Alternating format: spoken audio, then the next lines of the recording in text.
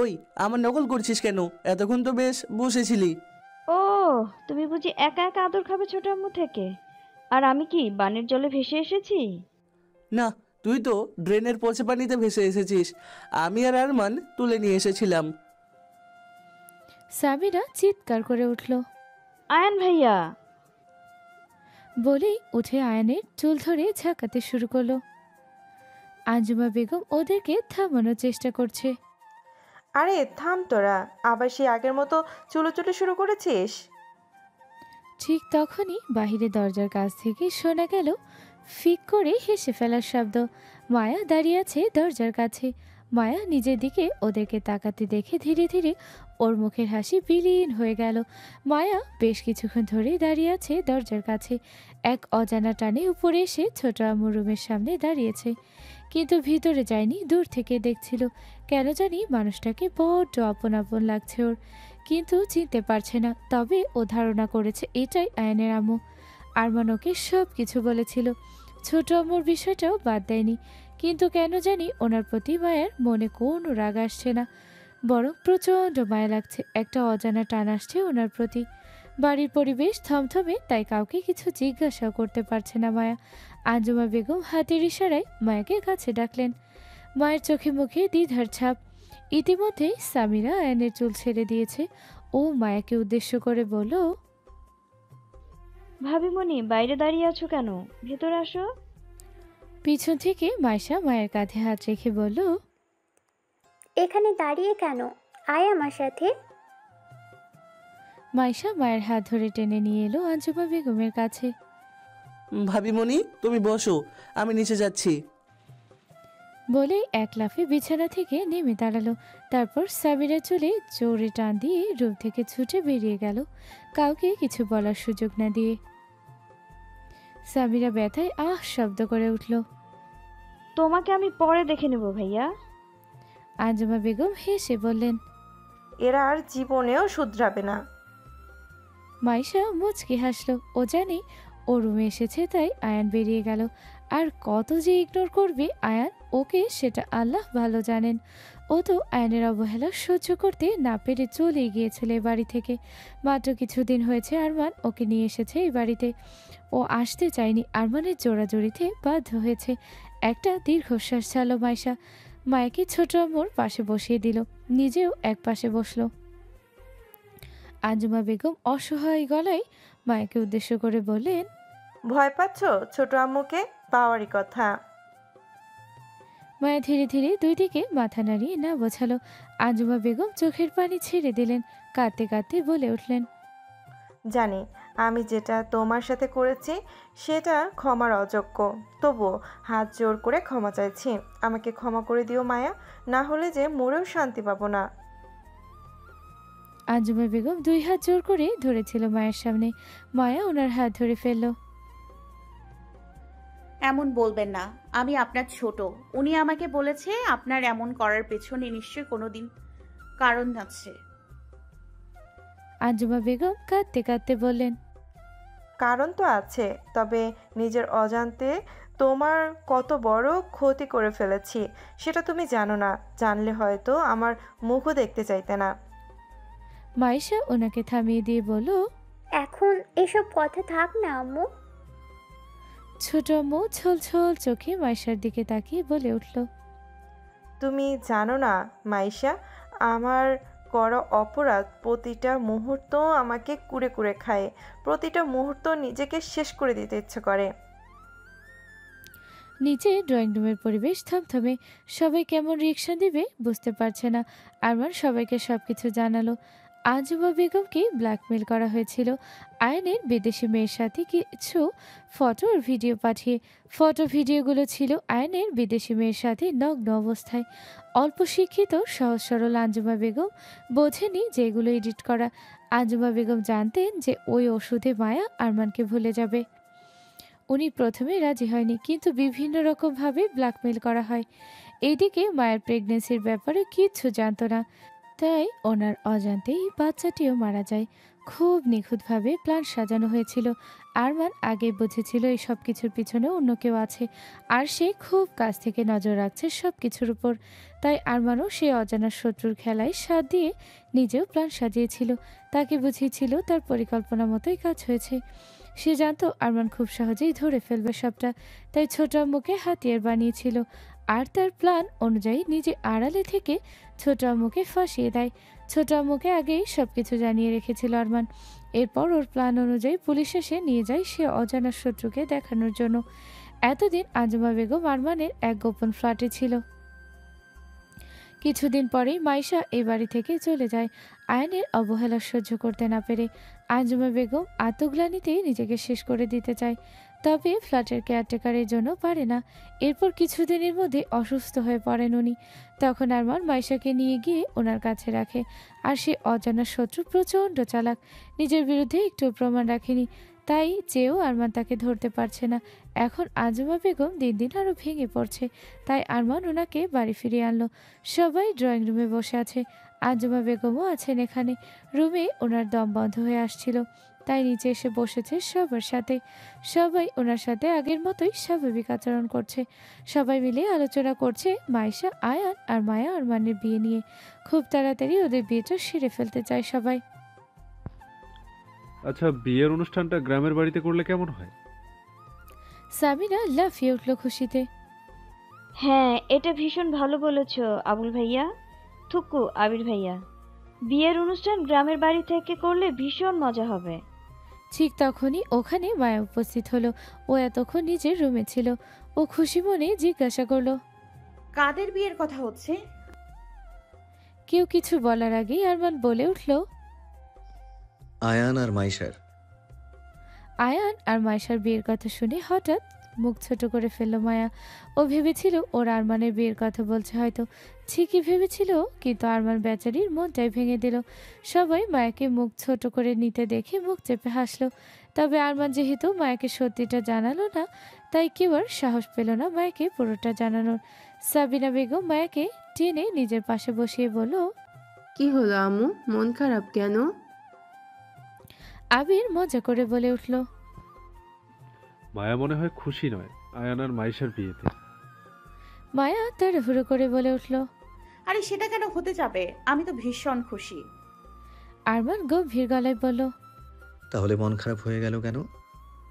মায়া বিড়বিড় করে বলল, সেটা যদি আপনি বুঝতেন তাহলে তো হয়েই যেত। বলেই মুখ বাঁকালো মায়া। মায়া বিড়বিড় করলেও পাশে বসে সাবিনা বেগম আর সাবিনা ঠিকই শুনতে পেয়েছে। বিড়বিড় করে কি বলছো আপু, আমরা তো শুনতেই পেলাম না। মায়া বিরক্ত গলায় বলল, তোমরা শোনার জন্য তো বলিনি, বললে ঠিকই শুনতে পেতে। মায়ের হঠাৎ করে এমন মেজাজ বিগড়াতে দেখে সবাই মুখ চেপে হাসছে। মেয়েটা সে অ্যাক্সিডেন্টের পর থেকে এমন হয়ে গেছে। সবাই খুব ভালোভাবে বোঝে মায়াকে, আর ওর সাথে মানিয়ে নেওয়ার চেষ্টা করে। আর এখন এমন করার কারণটাও সবাই খুব ভালোভাবেই বুঝতে পারছে। ডিনার করার পর মায়া নিজের রুমের বারান্দায় দাঁড়িয়ে আছে। হঠাৎ কেউ একজন পিছন থেকে জড়িয়ে ধরল ওকে। মায়া বিরক্ত হয়ে ছাড়াতে চাইল, কিন্তু পারছে না, কারণ আরমান নিজের হাত দিয়ে শক্ত বন্ধনে আবদ্ধ করে রেখেছে নিজের বুকে। আমার বউটা মনে হচ্ছে ভীষণ সাহসী হয়ে উঠেছে। অন্ধকারে হঠাৎ করে জড়িয়ে ধরার পরও সে চমকে উঠল না যে। মায়া আরমানের উপস্থিতি আগেই টের পেয়েছে। এখন খুব ভালোভাবে অনুভব করতে পারে ও আরমানকে। আরমান ওর কাছাকাছি থাকলে বা পিছনে থাকলে ঘুরে দেখার প্রয়োজন পড়ে না। আরমানের এই ছোঁয়াটাও স্পষ্টভাবে চিনে গেছে এই 2 দিনে। আরমানের কথায় মায়া আরও ছটফট করতে শুরু করলো। ঝাঝালো কণ্ঠে বলল, একদম বউ বলবেন না আমায়, আমি আপনার বউ নই। আর এভাবে ধরেছেন কেন, ছাড়ুন। বউকে বউ বলবো না, বউকে জড়িয়ে ধরবো না তো কাকে বউ বলবো, কাকে জড়িয়ে ধরবো? যাকে ইচ্ছা বউ বলুন, যাকে ইচ্ছা জড়িয়ে ধরুন, তাতে তবে আমাকে নয়। আচ্ছা, বউ বলবো না, মায়াবতী ডাকবো তাহলে। এটা আমার খুব পছন্দের ডাক। আর তোমার কথা মতো যাকে ইচ্ছে তাকেই তো জড়িয়ে ধরছি। আরমান ভ্রু কুচকে বলল। মায়া তখনও ছটফট করছিল নিজেকে ছাড়ানোর উদ্দেশ্যে, কিন্তু এই স্বাস্থ্যবান পুরুষটার কাছে ও একটা পাখির ছানার মতো। তাই আরমানের সাথে পেরে না উঠে বিরক্ত হয়ে হার মেনে নিল। আরমান ওকে ওভাবেই জড়িয়ে ধরে রেখে টেনে নিয়ে গেল বারান্দায় থাকা কাউচের দিকে। নিচে কাউচে বসে মায়াকে নিজের কোলে বসিয়ে নিল। শক্ত করে 2 হাত দিয়ে মায়ের পেট জড়িয়ে ধরে রাখলো। চলো তোমাকে আজ মায়াবতীর সাথে প্রথম দেখা হওয়ার পুরো গল্পটা শোনাই। হঠাৎই মায়ের সবকিছু ভুলে গিয়ে খুশিতে লাফিয়ে উঠল। সত্যি শোনাবেন? মায়া নড়ে চড়ে ভালো করে বসলো আরমানের কোলের উপর। আরমানের মনে মনে হাসলো কিছুটা। এরপর সে পিচি মায়াবতীর সাথে প্রথম দেখা হওয়ার ঘটনা বলতে শুরু করলো। আরমান একটু একটু করে সব বলছে আর মায়া এটা ওটা জিজ্ঞাসা করছে। এই যেমন ওরা দার্জিলিং কেন গিয়েছিল, কে কে গিয়েছিল, সেদিন ভোর সকালে আরমান কেন একা গাড়ি নিয়ে বের হলো, ও নিজেই বা একা কেন অত সকালে বেরিয়ে গেল, কেউ আটকায়নি কেন, এমন অনেক প্রশ্ন করেছে মায়া আরমানকে বলার মাঝখানে থামিয়ে। আরমানও বিরক্ত না হয়ে খুশি মনে মায়ের সব প্রশ্নের উত্তর দিচ্ছে। এভাবে অনেকটা রাত কেটে গেল। মায়া নিজের শরীরটাকে আরমানের বুকে এলিয়ে দিয়েছিল। ধীরে ধীরে ওভাবেই ঘুমিয়ে পড়ল। আরমান বেশ কিছুক্ষণ ওভাবেই নিজের মায়াবতীর মুখের দিকে মুগ্ধ হয়ে চেয়ে রইল। এরপর ওকে খুব সাবধানে নিজের কোলে তুলে রুমে নিয়ে বেডে শুয়ে দিল।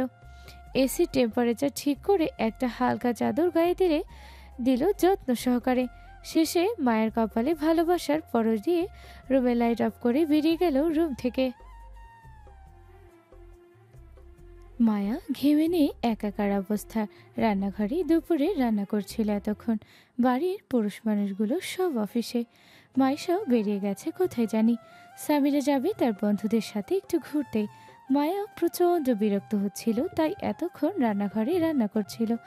এখন ও পরিকল্পনা করেছে আরমানের অফিসে আরমানের জন্য লাঞ্চ নিয়ে গিয়ে ওকে একেবারে চমকে দেবে। সেই পরিকল্পনা অনুযায়ী রান্না শেষ করে এসে ওয়াশরুমে ঢুকলো গোসল করার জন্য। গোসল শেষ করে এসে ও গেল আরমানের রুমে। ড্রয়ার থেকে ওয়ার্ড্রোবের চাবি নিয়ে আরমানের বিশাল বড় ওয়ার্ড্রোবের একটা নির্দিষ্ট দরজা খুলল। দরজা খুলতেই মায়ের চোখে পড়ল চোখ ধাঁধানো আধুনিক শাড়ি ও বিভিন্ন ড্রেস, আর তার সাথে ম্যাচিং জুয়েলারি, হ্যান্ডব্যাগ এবং সব থেকে নিচে থাকে প্রতিটা শাড়ির ও ড্রেসের সাথে ম্যাচিং জুতো। এগুলো অনেক দিন থেকে আরমান তার মায়াবতীর জন্য সংগ্রহ করে রেখেছে।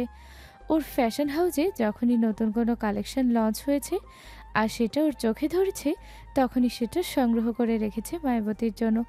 এছাড়াও বিজনেসের কাজে অনেকবার বিদেশে যেতে হয়েছে ওকে। যেখানে যেটা চোখে পড়েছে সেটাতে নিজের মায়াবতীকে কল্পনা করে নিয়েছে ও। মায়া মুচকি হাসলো। শাড়ির কালেকশনগুলো থেকে তুলে নিল একটা গাঢ় মেরুন রঙের বেনারসি সিল্কের শাড়ি। শাড়ির আঁচলে সোনালি জরির ভারী কাজ এবং পুরো মেঝেতে হালকা কাজ। সেই শাড়ির সাথে ম্যাচিং জুয়েলারিগুলো নিল মায়া। জুয়েলারিগুলো গাঢ় মেরুন রঙের। প্রয়োজনীয় সব কিছু ওখান থেকে নিয়ে মায়া নিজের রুমে রেখে এরপর গেল সাবিনা বেগমের রুমে নক করে বলল, আম্মু আসবো? আরে মায়া, এই রুমে আসার জন্য তোমাকে পারমিশন নিতে হবে কেন? এসো, কিছু লাগবে? সাবিনা বেগমও এর আগে মায়ের সাথে রান্নাঘরে ছিলেন। উনিও কিছুক্ষণ আগে রুমে এসে এইমাত্র ফ্রেশ হয়ে বেরিয়েছেন। মায়া আমতা আমতা করে বলল, হ্যাঁ, মানে বলছিলাম কি, আমি একটু অফিসে যেতাম। সাবিনা বেগম ভ্রু কুচকে জিজ্ঞাসা করলেন, কোন অফিসে? আবার কোন অফিস? ওনার অফিসের কথা বলছি আমি। সাবিনা বেগম বুঝেও না বোঝার ভান করে জিজ্ঞাসা করলো, ওনার অফিস? উনিটাকে? মায়া বিরক্ত হয়ে বলল, আরে উনি মানে আপনার ছেলে, গম্ভীর মুখ হুলো বিড়াল, শাহরিয়ার ইন্ডাস্ট্রিজ অ্যান্ড ফ্যাশন হাউসের কথা বলছি আমি।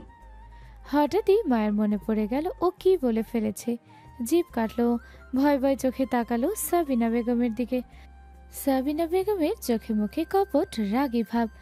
মায়া কাঁদো কাঁদো মুখ করে এক কানে হাত দিয়ে বলল, সরি, ভুল করে বেরিয়ে গেছে, আর হবে না এমন।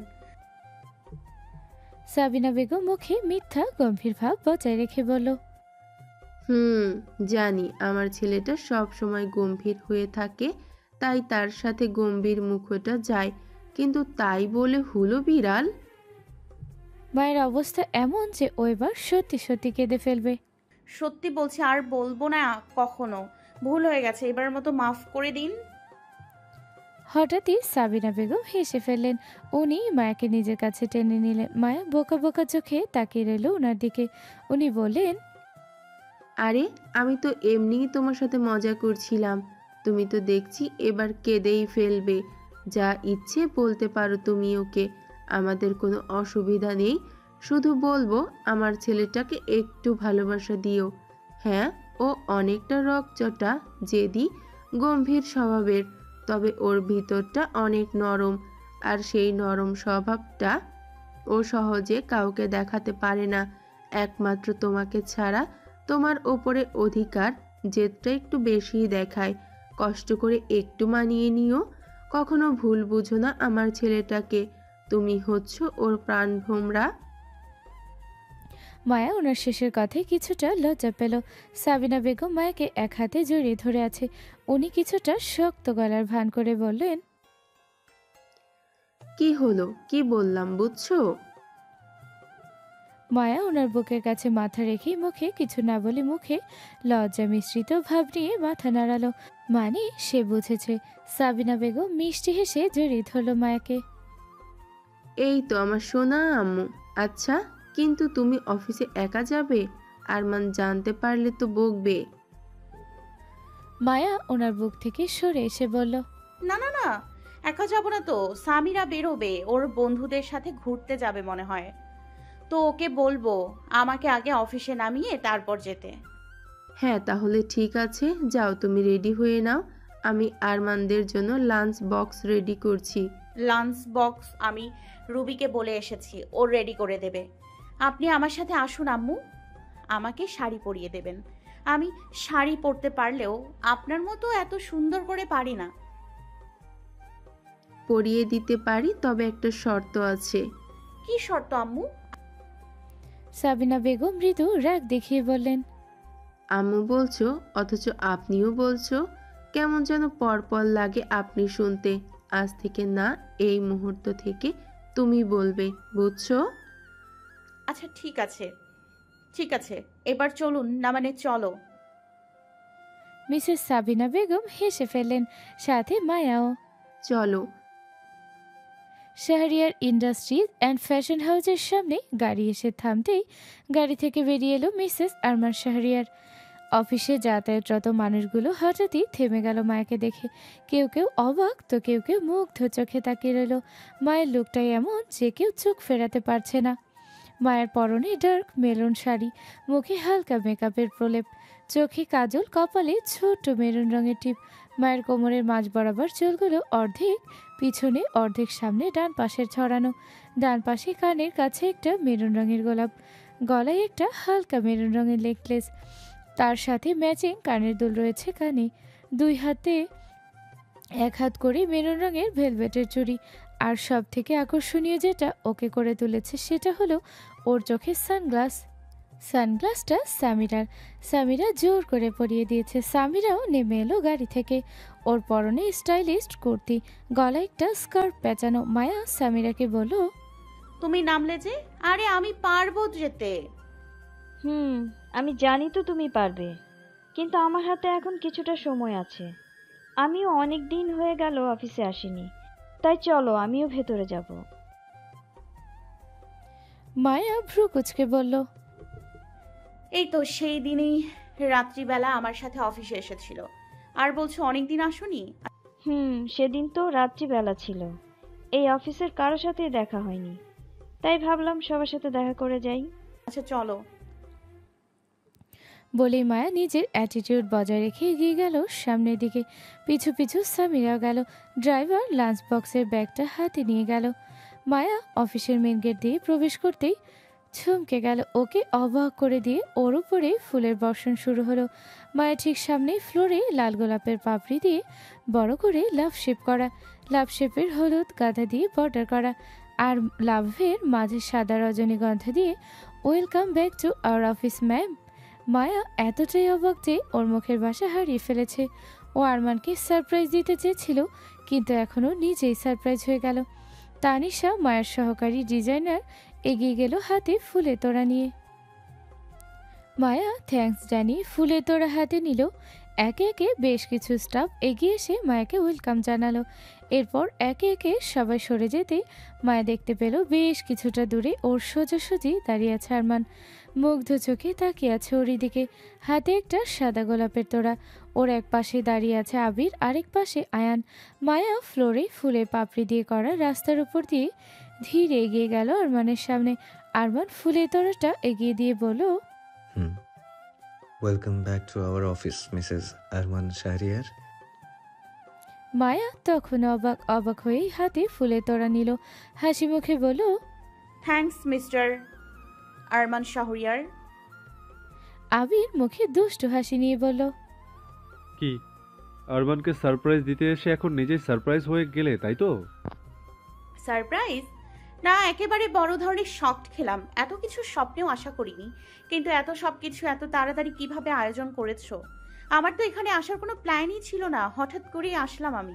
আরমান শাহরিয়ারের দ্বারা সবকিছু সম্ভব ভাবিমণি। সামিরা ভাইয়াকে জানতেই ভাইয়া সব কাজ বাদ দিয়ে এই সব কিছুর আয়োজন করিয়েছে। মায়া কৃতজ্ঞতার চোখে তাকালো আরমানের দিকে। এরপর সামিরাকে উদ্দেশ্য করে বলল, দিলে তো আমার সারপ্রাইজটা নষ্ট করে। সামিরা দাঁত দেখিয়ে বলল, তার জন্য সরি, কিন্তু এর বদলে যে তোমাকে এত বড় একটা সারপ্রাইজ দেয়া হলো, তার জন্য সবার আমাকে থ্যাঙ্কস জানানো উচিত। এই সব কিছুই আমার জন্য সম্ভব হয়েছে। আমি যদি না জানাতাম তাহলে হতোই না। বই গেছে তোকে থ্যাঙ্কস জানাতে। যেখানে যাচ্ছিস সেখানে যা, বেশি না বকে। এই যা, আমার তো মনেই নেই, অনেকটা লেট হয়ে গেল। আমি গেলাম, বাই এভরিওয়ান। বলেই সামিরা ছুট লাগালো। আরমান পিছন থেকে চিল্লিয়ে উঠল, সামিরা লাঞ্চটা তো করে যা। সামিরা যেতে যেতেই বলল, একদম সময় নেই ভাইয়া, আর এখন লাঞ্চ করলে ফ্রেন্ডদের সাথে খেতে পারবো না। এরপর মায়া আগে যাদের সাথে কাজ করত তাদের সবার সাথে আরমান মায়ের আবারও পরিচয় করিয়ে দিল। আরমানের অফিসে ওদের খাওয়ার জন্য আলাদা একটা রুম আছে। এরপর মায়ের বাড়ি থেকে আনা লাঞ্চ দিয়ে আয়ান, আবির, আরমান ও মায়া দুপুরের খাওয়া শেষ করলো। এরপর আয়ান, আবির নিজের নিজের কাজে চলে গেল। মায়া খাওয়ার রুম থেকে বেরিয়ে সোজা হাঁটা ধরল আরমানের কেবিনের দিকে। এরপর কেবিনের দরজা খুলে ঢুকে অ্যাটিটিউড বজায় রেখে সোজা আরমানের চেয়ারে গিয়ে বসলো। মুখে গম্ভীর ভাব, দেখে মনে হচ্ছে এই অফিসের বস হচ্ছে মায়া। আরমান ভিতরে প্রবেশ করতেই মায়া গম্ভীর গলায় বলে উঠল, কারো কেবিনে প্রবেশ করার আগে অনুমতি নিতে হয়, সেটা জানা নেই আপনার? হঠাৎই থমকে গেল আরমান। এই একই ধরনের কথা মায়াকে বলেছিল সেই দিন শাহরিয়ার ম্যানশনে। মায়ের দ্বিতীয় দিন ছিল। মায়া কফি নিয়ে গিয়েছিল আরমানের জন্য। মায়া আরমানকে ভাবনায় ডুবে দেখে যেতে জিজ্ঞাসা করলো, কি হলো? কোন ভাবনার সাগরে হারালেন মিস্টার? আমি কিছু জিজ্ঞাসা করেছি তো? আরমান নিজের ভাবনা থেকে বেরিয়ে এসে একটা দীর্ঘশ্বাস ছেড়ে নাটকীয় ভঙ্গিতে বলল, আচ্ছা তাই বুঝি। সরি ম্যাম, ভুল হয়ে গেছে। এমন ভুল আর হবে না।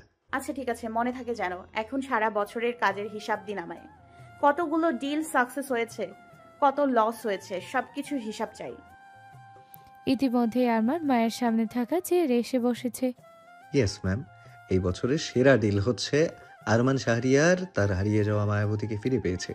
লস হচ্ছে এই বছরেই মায়াবতী তার গম্ভীর সাহেবকে ভুল বুঝে দূরে সরে গিয়েছিল। কিন্তু খুশির খবর এই যে আবারও মায়াবতী তার গম্ভীর সাহেবের জীবনে ফিরে এসেছে। আরমানের কথার মাঝে মায়া ধীর পায়ে উঠে এসেছে আরমানের কাছে। আরমানের কথা শেষ হতেই মায়া আরমানের দিকে ঝুঁকে এসে আরমানের কোটের কলার ধরে বলল, আপনার কাছে আমি আপনার জীবনের হিসাব চাইনি মিস্টার, আর না মায়াবতী ও গম্ভীর সাহেবের গল্প শোনাতে চেয়েছি।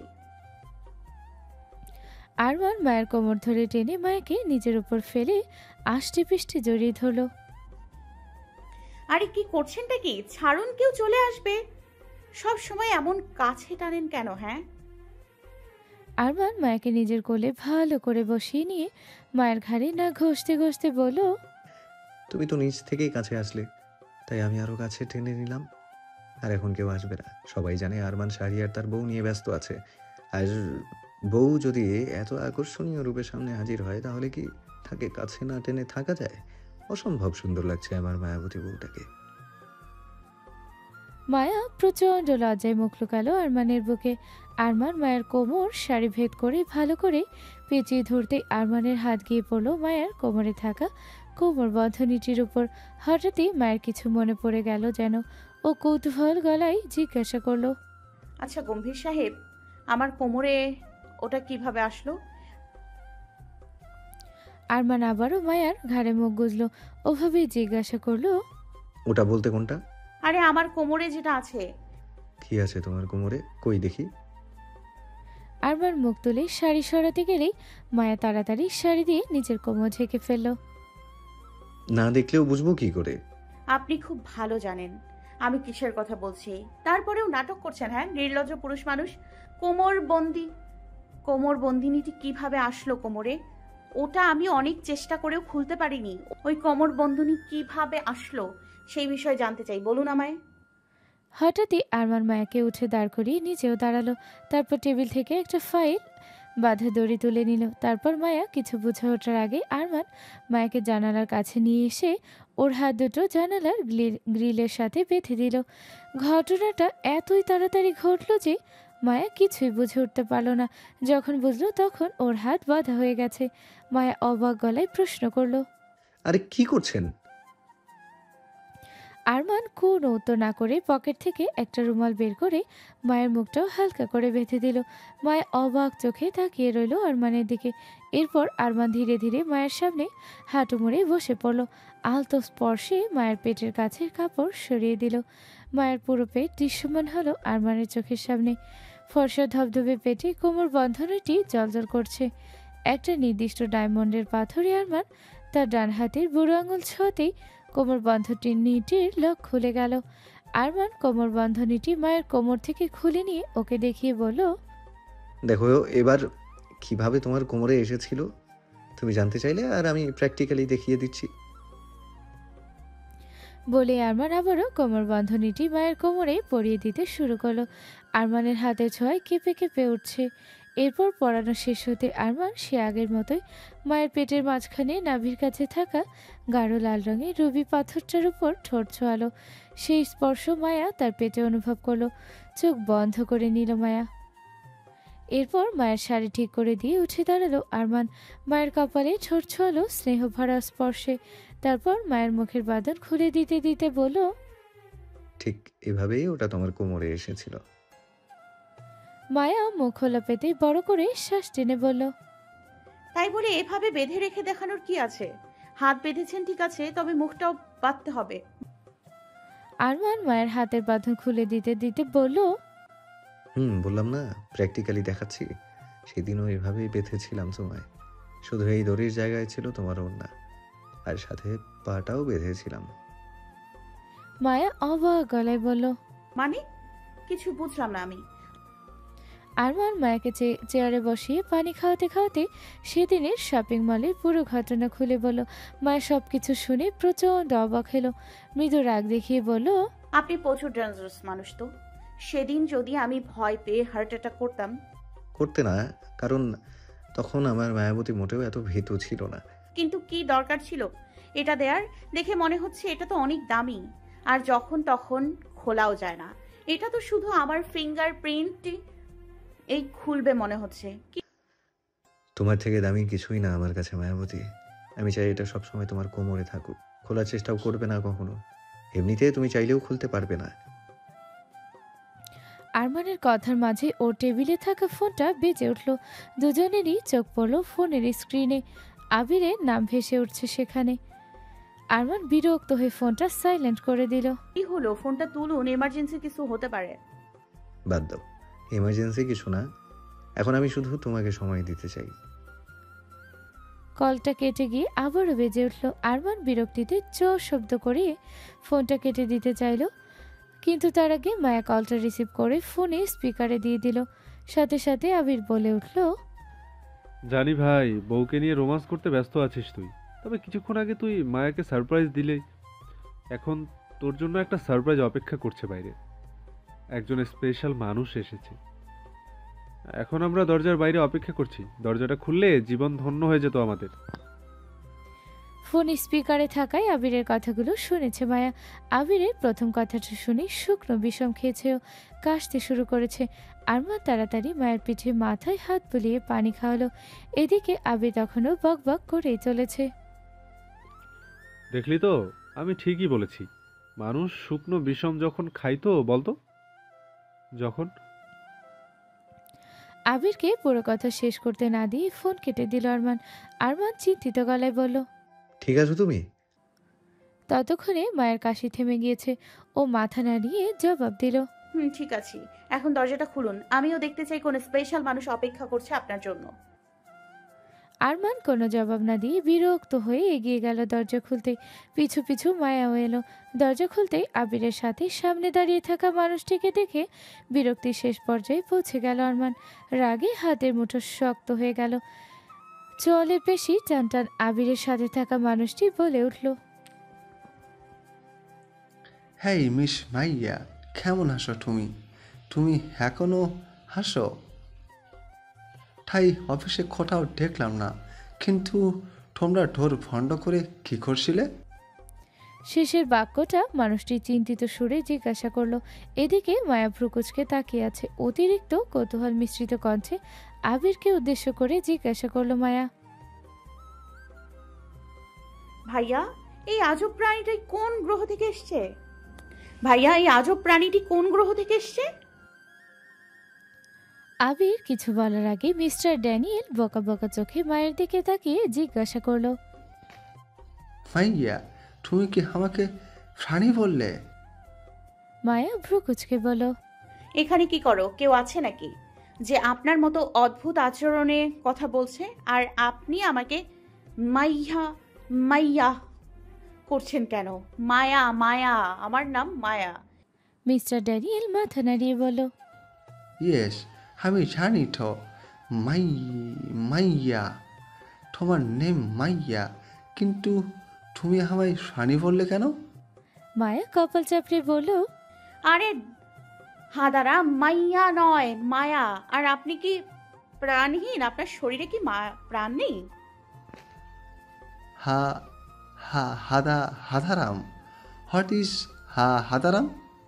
বোঝো ঠেলা।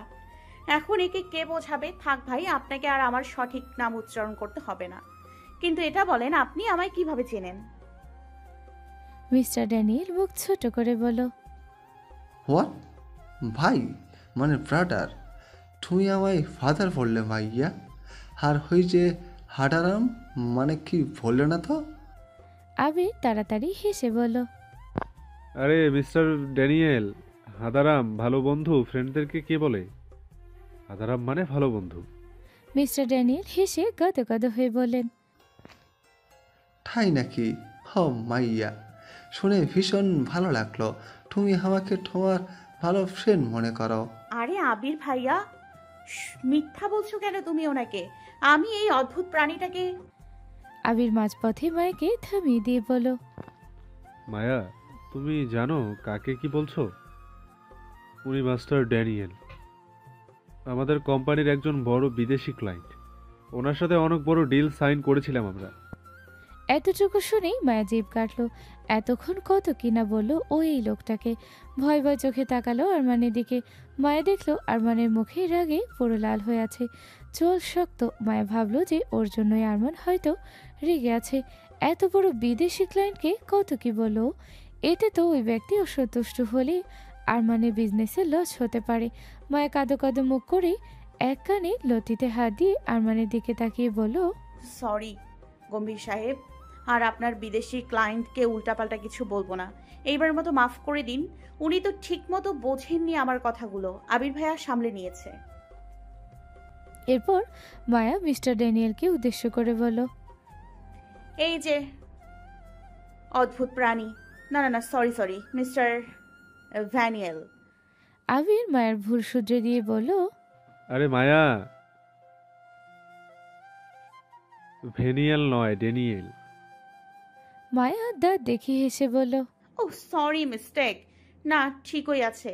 আপনি আমার নাম ভুল উচ্চারণ করছেন, আর আমি আপনার। মিস্টার ড্যানিয়েল কিছুটা অবাক গলায় বলল, জানো মাইয়া, তুমি না আগের থেকে অনেক চেঞ্জ হয়ে গেছো। এখন অনেক বেশি কথা বলছো তুমি, কিন্তু তুমি আমার সাথে অচেনার মতো বিহেভ করছো কেন বুঝলাম না। হ্যাঁ, সে আমি জানি যে আমি আগের থেকে অনেক চেঞ্জ হয়ে গেছি, কিন্তু আপনি আমায় কিভাবে চেনেন আমিও সেটাই বুঝলাম না। আবির বলল, ওই ডিলের পুরো দায়িত্ব তখন তোমার ছিল, আর সেই থেকেই উনি তোমাকে চেনে। আরেকটা সিক্রেট বলি। বলে আবির মায়ের কানের কাছে ঝুঁকে এসে আরমানকে শুনিয়ে শুনিয়ে বলল, আর ওই অদ্ভুত প্রাণীটা মনে মনে তোমাকে ভীষণ লাইক করে, তোমাকে জীবনসঙ্গী বানানোর স্বপ্ন দেখে। তুমি যা বলবে সবকিছুই করতে রাজি ওই অদ্ভুত প্রাণীটা, তার বিনিময়ে শুধু তোমাকে চায়ও। মায়া চিল্লিয়ে উঠল। হোয়াট? এদিকে আরমান অনেকক্ষণ থেকে সহ্য করছে এসব। এমনিতেই মিস্টার ড্যানিয়েলকে এখানে দেখে রাগে ওর শরীর জ্বলছে, আর এখন আবিরের কথায় আরমানের রাগের মাত্রা দ্বিগুণ হলো। আবিরকে উদ্দেশ্য করে দাঁত কিরমির করে বলল, স্টপ ইট আবির, এমনিতেই মাথা গরম আছে, তাই নিজের মুখটা বন্ধ রাখ, এটাই তোর জন্য ভালো। এরপর মায়ের দিকে ঘুরে বলল, আর তুমিও নিজের মুখটা বন্ধ রাখো, নাহলে ভালো হবে না কিন্তু। এরপর আরমান মিস্টার ড্যানিয়েলের দিকে তাকিয়ে বলল, আপনি হঠাৎ এখানে, কোনো দরকার ছিল? দরকার তো ছিল, কিন্তু এভাবে কথা বলবো, ভিতরে আসতে দেবেন না? মিস্টার ড্যানিয়েল ও তার অ্যাসিস্ট্যান্ট এবং তখনও আরমানের কেবিনের বাইরে দরজার কাছে দাঁড়িয়েছিল। আবির চুপচাপ অবলা ভোলা ভালা ছেলে হয়ে দাঁড়িয়ে আছে আরমানের ধমকে। এদিকে মায়েরও একই অবস্থা, কিন্তু ও ওর মুখ খুলতে পারছে না বলে বিরক্ত লাগছে। না হলে ওর এই অদ্ভুত প্রাণীটার সাথে কথা বলতে বেশ ভালোই লাগছিল। যদিও ও অবাক হয়েছে এটা শুনে যে এই অদ্ভুত প্রাণী ওকে পছন্দ করে, কিন্তু বিষয়টা ভীষণ মজার মনে হচ্ছে ওর কাছে। আরমান বিরক্ত হয়ে দরজা থেকে সরে দাঁড়িয়ে বলল, আসুন, ভেতরে আসুন। মায়াও আরমানের দেখা দেখি বাধ্য মেয়ের মতো দরজার কাছ থেকে সরে দাঁড়ালো। মিস্টার ড্যানিয়েল ও তার অ্যাসিস্ট্যান্ট ভিতরে প্রবেশ করে চেয়ারে গিয়ে বসলো। আরমান গম্ভীর মুখে নিজের চেয়ারে গিয়ে বসলো। মায়া আরমানের দিকে চোখ ছোট ছোট করে তাকিয়ে বলল, আমি আর আবির ভাইয়া কোথায় বসবো শুনি না? আরমান মায়ের দিকে শান্ত চোখে তাকিয়ে ঠান্ডা গলায় বলল, আবির কোথায় বসবে জানি না, তবে তুমি চাইলে আমার কোলে বসতে পারো। আরমানের কথা শুনে মায়া বোকা বোকা হেসে বলল, হ্যাঁ, ওই তো ওখানে সোফা আছে, আমি সোফায় বসছি। বলেই মায়া সোফায় গিয়ে বসলো। আবিরও গিয়ে বসলো সোফায়। এদিকে মিস্টার ড্যানিয়েল কৌতূহল গলায় বলল, আপনি এমন বলছেন কেন মাইয়াকে? আপনার খোলে কেন বসবে?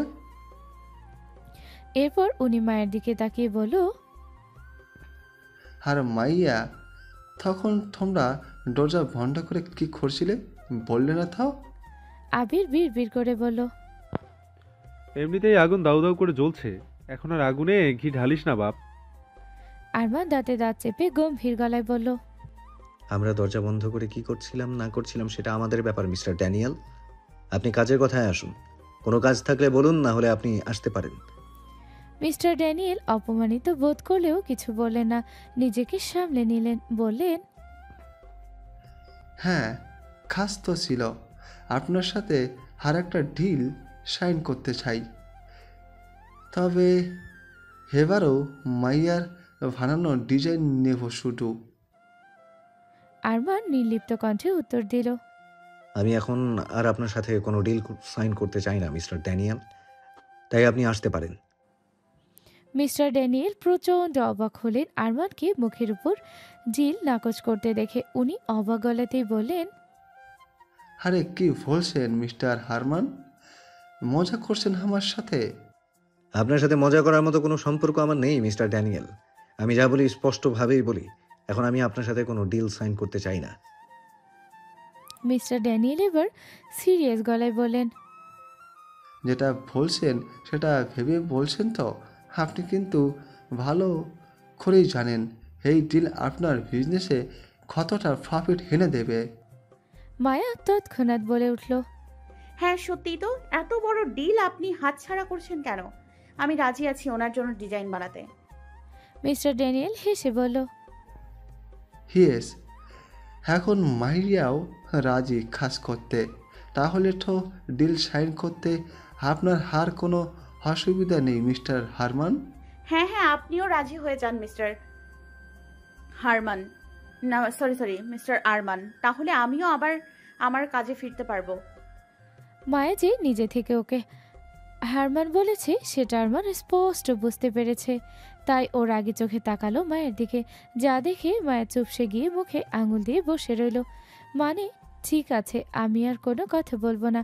আরমান মিস্টার ড্যানিয়েলের দিকে শান্ত চোখে তাকিয়ে বলল, মিস মায়ার অসুবিধা না থাকলেও আমার অসুবিধা আছে। এমনিতেও মিস মায়া আর আমার কোম্পানিতে কাজ করে না, তাই আমি আপনার সাথে ডিল সাইন করতে চাই না। হোয়াট? মাইয়া আর আপনার কোম্পানিতে কাজ করে না? তাহলে এখন কোন কোম্পানিতে কাজ করে? আবির দাঁত কেলিয়ে হেসে বলল, কেন মিস্টার ড্যানিয়েল, আপনি কি তাহলে সেই কোম্পানিতে গিয়ে ডিল সাইন করবেন? মিস্টার ড্যানিয়েল বললেন, অফকোর্স, মাইয়ার জন্য আমি সে কোম্পানিতে যেতে রাজি আছি। তুমি ভালো মাইয়া। এখন তুমি কোন কোম্পানিতে জব করছো? মায়াও হালকা দুঃখী হওয়ার ভান করে বলল, এখনো কোনো কোম্পানিতে জব পাইনি মিস্টার ড্যানিয়েল। এরপর দুষ্টু হেসে বলল, তবে আমার মাথায় না একটা আইডিয়া আসছে। চলুন আপনি আর আমি মিলে একটা নতুন কোম্পানি খুলে ফেলি। সেই কোম্পানিতে আমি ডিজাইনার কাজ করব। কি রাজি আছেন? মিস্টার ড্যানিয়েল খুশিতে গদগদ হয়ে বললেন,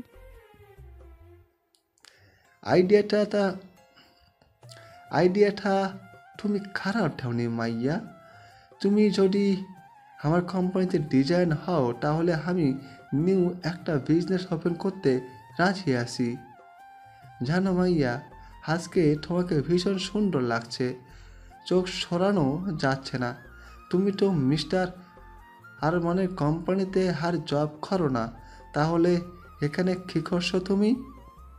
এগুলোই যথেষ্ট ছিল আরমানের রাগের আগুনে ঘি ঢালার জন্য। হঠাৎই আরমান চেয়ার ছেড়ে উঠে দাঁড়ালো। এরপর মায়ের কাছে গিয়ে একটানে মায়াকে উঠে দাঁড় করিয়ে হাত ধরে টানতে টানতে ওকে ওর ওই কেবিনের সাথে অ্যাটাচ রেস্টরুমে নিয়ে গেল। এরপর ওর হাত ছেড়ে দিয়ে গটগট পায়ে ওই রুম থেকে বেরিয়ে এসে বাইরে থেকে দরজা বন্ধ করে দিল। তারপর সোজা নিজের চেয়ারে এসে বসে গম্ভীর মুখে মিস্টার ড্যানিয়েলের দিকে তাকিয়ে বলল, বলুন এবার কি বলছিলেন? এদিকে মায়া তখন দরজা ধাক্কাতে ধাক্কাতে চিল্লিয়ে বলছে, ও গম্ভীর সাহেব, দরজা বন্ধ করলেন কেন? খুলুন না দরজাটা। মিস্টার অদ্ভুত প্রাণীর সাথে নতুন কোম্পানির বিষয়ে প্ল্যান করতে হবে তো।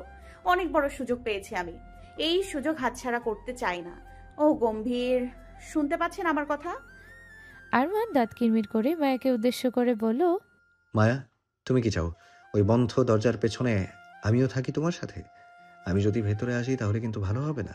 না না ঠিক আছে, আমি চুপ থাকছি, আর কিছু বলবো না। আপনাকে ভেতরে আসতে হবে না, কিন্তু আপনি এক কাজ করুন, আমার হয়ে মিস্টার অদ্ভুত প্রাণীর সাথে কথা বলে নিন ওনার নতুন কোম্পানিতে আমার জবের বিষয়ে। এত বড় বিজনেসম্যান আপনি, এই সব বিষয়ে তো আমার থেকে ভালো বুঝবেন। রেস্টরুমের ভিতর থেকে চিল্লিয়ে কথাগুলো বলল মায়া। এরপর কথাগুলো বলা শেষ হতেই হাসতে হাসতে ওই রুমে থাকা বেডে গিয়ে চিত হয়ে শুয়ে পড়ল। তখনও হেসে গড়াগড়ি খাচ্ছে ও। মানুষটাকে এভাবে জ্বালাতে পেরে ভীষণ আনন্দ হচ্ছে ওর। এদিকে আরমানের কেবিনে মিস্টার ড্যানিয়েল চেয়ার থেকে উঠে দাঁড়িয়েছে। ততক্ষণে উনি বললেন, হ্যাঁ কি আপনি এভাবে মাইয়াকে দরজা বন্ধ করে দিলেন কেন? ও তো আমার সাথে কথা বলতে চাইছিল, আমারও ওর সাথে কথা আছে। আরমান রাগে কটমট করতে করতে বলল, কোনো কথা নেই আপনার ওনার সাথে, আর মায়ারও কোনো জবের দরকার নেই, তাই আপনি এখন আসতে পারেন। না আসতে পারেন বলাটা ভুল হচ্ছে। আপনাকে যেন আমার অফিসে আর না দেখি কোনো দিন। এখন যান। মিস্টার হারমান, আপনি আমায় থাড়িয়ে দিচ্ছেন? এভাবে ইনসাল্ট করতে পারেন না আপনি আমায়।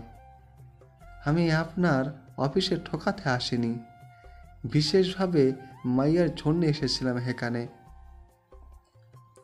এখন আমি মাইয়ার সাথে কথা না বলে যাব না। বলেই মিস্টার ড্যানিয়েল হাতে ধরল মায়া যেই রুমে আছে সেই রুমের দরজা খোলার উদ্দেশ্যে। আরমানও রাগের শেষ পর্যায়ে পৌঁছে গিয়ে উঠে দাঁড়িয়েছে। আরমানের ভাব দেখে মনে হচ্ছে ও এবার মিস্টার ড্যানিয়েলকে মারতে শুরু করবে। মিস্টার ড্যানিয়েল ওই রুমের দরজার কাছে পৌঁছানোর আগেই এবং আরমান মিস্টার ড্যানিয়েলের কাছে পৌঁছানোর আগেই আবির ছুটে এসে মিস্টার ড্যানিয়েলকে আটকে দিল। এরপর টানতে টানতে ওনাকে বাহিরের দিকে নিয়ে যেতে শুরু করলো। আপনি আমার সাথে আসুন মিস্টার ড্যানিয়েল, আমি আপনাকে সব বুঝিয়ে দিচ্ছি। না, আমি মাইয়ার সাথে কথা না বলে কোথাও যাব না সেখান। আবির বিড়বিড় করে বলে উঠল। এই অল্প বয়সে মাটির তলায় যাওয়ার শখ জেগেছে মনে হয়। বেটা নিজের জানটা হারাতে না চাইলে পালা এখান থেকে। বেশি মায়া মায়া করিস না, তাহলে আরমান মনে হয় জ্যান্ত পুঁতে ফেলবে মাটির নিচে। মিস্টার ড্যানিয়েল রাগী গলায় বলল। যেটা ভোলার ঝরে বলুন মিস্টার হাবিব। হেভাবে এত হাসতে হাসতে কি বলছেন? আপনি আগে বাইরে চলুন। হাসতে হাসতে কেন, আমি আপনাকে কাঁদতে কাঁদতে হলেও বোঝাবো। সিংহ যদি খেপে যায় তাহলে আর রেহাই নেই। বলতে বলতে আবির মিস্টার ড্যানিয়েলকে টেনে বাইরে নিয়ে চলে গেল। পিছু পিছু মিস্টার ড্যানিয়েলের অ্যাসিস্ট্যান্টও বেরিয়ে গেল। এদিকে আরমান রাগে টেবিলে থাকা জিনিসপত্রগুলো ছুঁড়ে ফেলে দিল। শেষে টেবিলটাকে 2 হাত করে ধরে উল্টিয়ে দিল। টেবিলটা ছিল কাচের তৈরি, শব্দ করে ভেঙে গেল সেটা। আর এই এত কিছু ভাঙার আওয়াজ মায়া ওই রুমে থেকেও শুনতে পেল। ছুটে দরজার কাছে এলো। মায়া বিচলিত হয়ে জিজ্ঞাসা করলো, কি হলো? কিসের আওয়াজ এইগুলো? গম্ভীর সাহেব শুনতে পাচ্ছেন আমার কথা? কিসের আওয়াজ হলো এগুলো?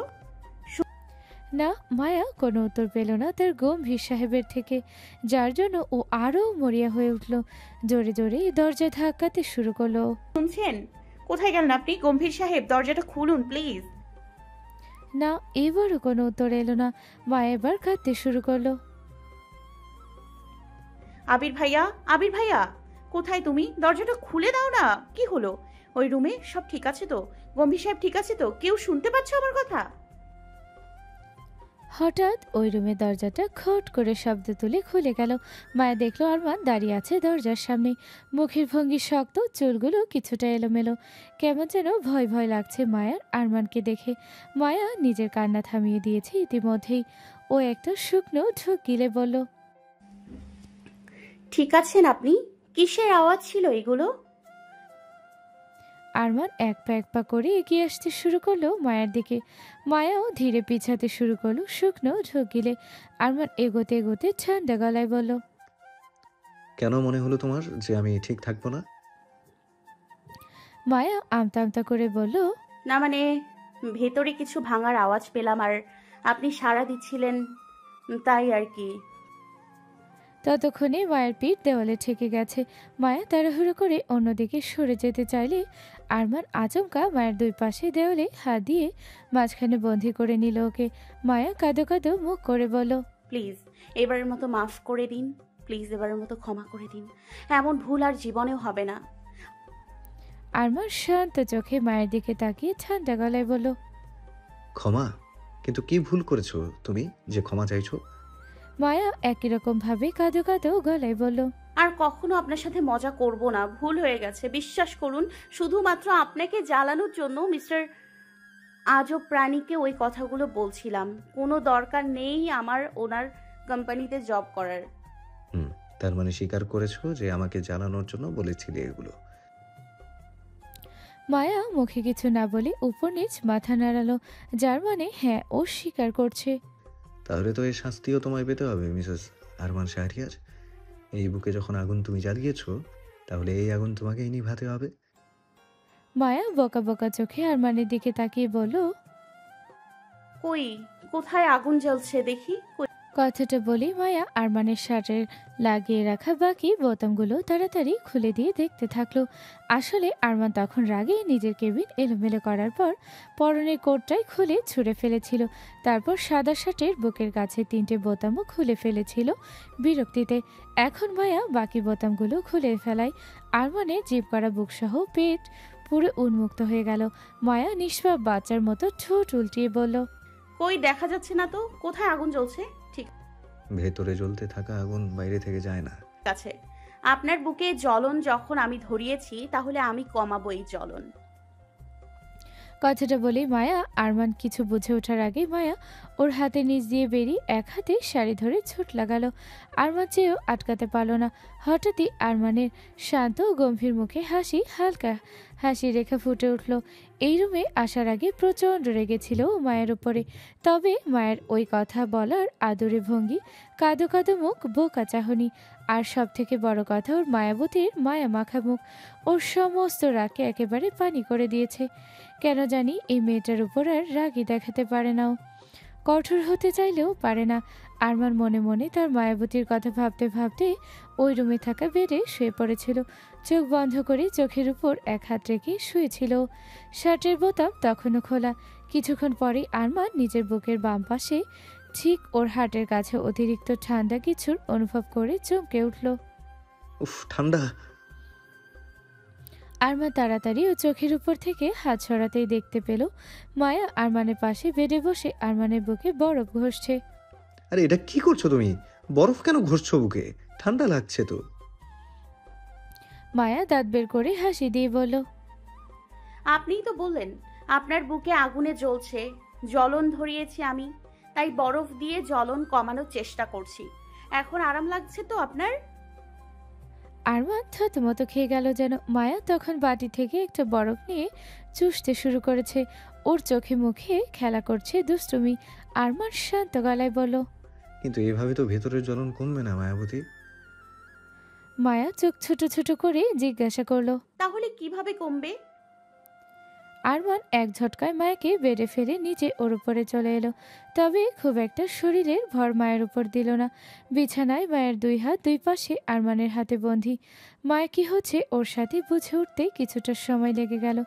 আরমান বাঁকা হেসে নিঃশক্ত কণ্ঠে বলল, তোমার ওই গোলাপের পাপড়ির ন্যায় ঠোঁটের স্পর্শ দিতে হবে এই হৃদয়, ঠিক গুনে গুনে 50 বার। আরমানের কথা শুনে মায়ের চোখ বড় বড় হয়ে গেল। আরমানের মনে মনে হাসি পেলেও মুখে শান্ত ভাব বজায় রাখলো। মায়া মুখ বেঁকিয়ে বলল, আমি পারবো না। পারবে না? বললাম তো না। আরমান এবার মুখে কিছু বলল না, শুধু একবার বাঁকা হাসি দিল। পাশে রাখা ছিল সেই বরফের বাটিটা। আরমান মাথা নিচু করে বরফের বাটিটা থেকে মুখে করে একটা বরফের টুকরো তুলে নিল। বরফের চৌকো টুকরোটা অর্ধেকটা ওর মুখের ভিতরে এবং অর্ধেকটা বাহিরে। সেই বাহিরে থাকা অংশটা নিয়ে মায়ার গলায়, কাঁধে, বুকের উন্মুক্ত অংশে স্পর্শ দিতে লাগলো। অতিরিক্ত ঠান্ডা এবং সুরসুরি লাগার কারণে মায়া ছটফট করতে শুরু করলো। কিন্তু আরমান নিজের দুই হাত দিয়ে মায়ার হাত ধরে আছে বিছানার দুই পাশে।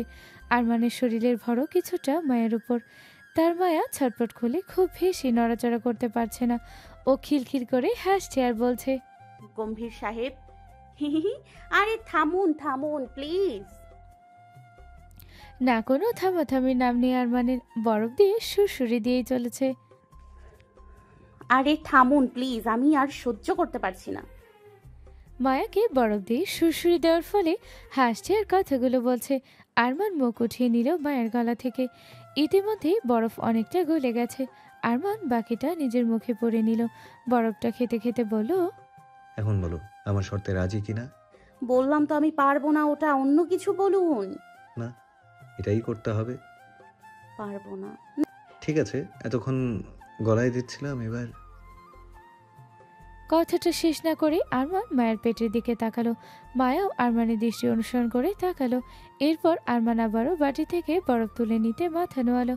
মায়া তৎক্ষণাৎ চিৎকার করে উঠল, না, আমি আমি আমি আমি রাজি। আরমান থেমে গেল এবং বাঁকা হাসলো। আরমান শার্টের বোতামগুলো তখনও খোলা ছিল। ওকে, শুরু করো। মায়া কাঁদো কাঁদো মুখ করে বলল, প্লিজ 50 বার নয়, কিছুটা কমিয়ে আনুন। ঠিক আছে, 40 বার। এটা অনেক বেশি হয়ে যাচ্ছে, প্লিজ আরো কমান। আরমান চোখ রাঙিয়ে বলল, তুমি শুরু করবে নাকি আমি শুরু করব? না, করছি তো। বলেই মায়া একটা শুকনো ঢোক গেল। এরপর বলল, হাত দুটো তো ছাড়ুন, এভাবে অসুবিধা হবে তো। কোনো অসুবিধা হবে না। বলেই আর নিজের বুকটার বা পাশটা ঠিক করে মায়ের মুখের কাছে ধরল। মায়া আরমানের লোমসীন বুকের দিকে তাকিয়ে শুকনো ঢোক গেল। এরপর মায়া একবার ওর মাথায় গিয়ে নিয়ে যাচ্ছে তো একবার পিছিয়ে নিয়ে আসছে। অনেকক্ষণ এমন করার পর শুরু শেষমেশ আরমানের বুকে ছোট ছোয়ালো। আরমান চোখ বন্ধ করে সেই স্পর্শ অনুভব করলো। যতই হোক ও একটা পুরুষ মানুষ আর মায়া ওর অর্ধাঙ্গিনী। আরমান কিছুটা আনমনা হয়ে উঠল আর সেটারই সুযোগ নিল মায়া। খুব জোরে আরমানের বুকে ঠিক বাঁ পাশে কামড়ে ধরল। ব্যথায় চোখ মুখ খিচে বন্ধ করে নিল আরমান। ওর হাতের বাঁধন কিছুটা আলগা হয়ে এলো আর সেটা বুঝতে পেরেই মায়া কামড়ে ধরে থাকা ছেড়ে দিয়ে আরমানকে দিল এক ধাক্কা। আরমান কিছুটা অন্যমনস্ক ছিল নাকি অজানা এক অনুভূতিতে ডুবেছিল জানা নেই। মায়ের ধাক্কায় মায়ের পাশে বেডে পড়ে গেল আর এই ফাঁকে মায়া দিয়ে দৌড়। এক ছুটে বগার পার সোজা রুমে থেকে বেরিয়ে আরমানের কেবিন থেকেও বেরিয়ে গেছে। আরমান ফ্রেশ হয়ে ল্যাপটপে নিজের কাজ করছে। কেবিন পরিষ্কার করা হয়েছে, একটা অন্য ডেস্ক এর ব্যবস্থা হয়েছে। সামনে আর একটা কম্পিউটার স্ক্রিনে ভেসে উঠেছে সিসিটিভি ক্যামেরার ফুটেজ। কাজের মাঝেই বারবার করে সেই দিকে একবার চোখ বুলিয়ে নিচ্ছে আরমান। এর কারণ শেষ সিসিটিভি ফুটেজে মায়াকে দেখা যাচ্ছে। সেই থেকে আর একবারও কেবিনে আসেনি মায়া। পুরো অফিস ঘুরে ঘুরে দেখছে আর ওর সাথে দিচ্ছে তানিশা। তানিশা আগে মায়ের সহকারী ছিল। আরমান তাকে কল করে বলে দিয়েছে যেন মায়ের খেয়াল রাখে, কিন্তু তবুও মায়াকে একা ছাড়তে মন সায় দেয় না। তাই মায়া যেখানে যেখানে যাচ্ছে সিসিটিভি ফুটেজে সেই ফুটেজ বের করে নজর রাখছে ও। ওদিকে মায়াপুর অফিসের সকল স্টাফদের সাথে আগের মতোই মিশে গেছে, বরং আগের থেকে আরও ভালোভাবে মিশে গেছে। সবার সাথে হেসে হেসে কথা বলছে, মাঝে মাঝে আবার চারিদিকে তাকে গভীরভাবে দেখছে সব কিছু। মাথার দুই পাশে হাত দিচ্ছে যেন আগের সব কিছু মনে করার চেষ্টা করছেও। নিজের ক্যাবিনে ঢুকেও বেশ কিছুক্ষণ বসে থাকলো, অসহায় হয়ে চারদিক দেখছিল। আরমান এসব দেখে একটা দীর্ঘশ্বাস ছাড়লো, বুকের ভেতরটা মুচড়ে উঠল। এরপর মায়াকে কিছুক্ষণ মায়ের মতো করে ছেড়ে দিয়ে সময় কাটাতে দিল। বিকেলের দিকে আরমান মায়াকে নিয়ে অফিস থেকে বেরিয়ে এলো গাড়িতে। কোথায় যাচ্ছি আমরা? আমার মনে হচ্ছে এটা তো বাড়ি যাওয়ার রাস্তা নয়। আসার সময় তো অন্য রাস্তা দিয়ে এসেছিলাম। বাড়ি যাচ্ছি না, এখন তোমার জন্য একটা সারপ্রাইজ আছে। মায়া ভ্রু কুচকে বলল, কি সারপ্রাইজ? কি সারপ্রাইজ সেটা বলে দিলে আর সারপ্রাইজ থাকে না পাগলি, তাই চুপচাপ বসে থাকো। আমি পাগলি না, আপনি পাগল। আচ্ছা ঠিক আছে, আমি মানলাম আমি পাগল। মায়া বিরক্ত হয়ে বলল, এত তাড়াতাড়ি কেন মেনে নিলেন? তো মানবো না তো কি করবো শুনি, বউ বলেছে বলে কথা। মায়া বিরক্ত গলাতেই বলল, না মেনে নিয়ে একটু ঝগড়া করলে কি ক্ষতি হতো শুনি? ধ্যাত, ভালো লাগে না। বলেই মুখ ফুলিয়ে বসে রইল মায়া। আরমান মায়ের মুখভঙ্গি ও কথা শুনে হেসে ফেল। আরমান মায়ের ফুলানো গাল টেনে দিয়ে বলল, জানো মায়াবতী, তুমি না আগের থেকে অনেক আদুরে দুষ্ট, সাথে ঝগড়ুটেও হয়ে গেছো। হয়েছি তো হয়েছি, তাতে আপনার কি? আরমান কাজ ঝাঁকিয়ে বলল, আমার আবার কি, কিছুই না। বলেই আরমান ড্রাইভিংয়ে মন দিল। মায়া বিরক্ত হয়ে বসে রইল। এখন ওর প্রচণ্ড জানতে ইচ্ছে করছে যে ওর এখন কোথায় যাচ্ছে, কি সারপ্রাইজ দেবে আরমান ওকে। কিন্তু ও তো জানে আরমান যখন একবার বলেছে এখন বলবে না, তার মানে হাজার চেষ্টা করলেও আর ওর মুখ থেকে বের করানো যাবে না। এই কিছুক্ষণ হলো অফিস থেকে বাড়ি ফিরেছে আয়ান। যদিও অন্যদিন এত তাড়াতাড়ি ফিরে না, তবে আজ আরমান মায়াকে নিয়ে বেরিয়ে যাওয়ার পর ও আর আবিরও চলে এসেছে। মাত্র শাওয়ার নিয়ে মাথার ভেজা চুলগুলো একটা তোয়ালে দিয়ে মুছতে মুছতে বের হচ্ছে ওয়াশরুম থেকে। পরনে একটা ট্রাউজার আর টি শার্ট।